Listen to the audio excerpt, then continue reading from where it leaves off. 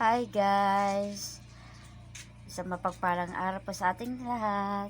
For today's video, ayan nga po ay unti-unti ko na kinakargahan ang laman ng aking munting tindahan. Init-init lang po yan. At ito pa mga katulad ng Nescafe, Milo, gatas at iba pa, tulad po ng noodles na rin. At iba pang sigarilyo.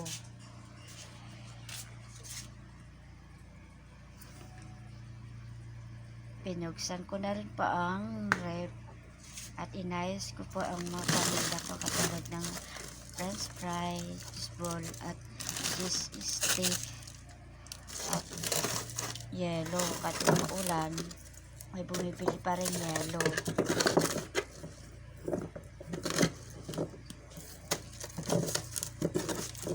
Shout out po pala sa mga nanonood sa aking video.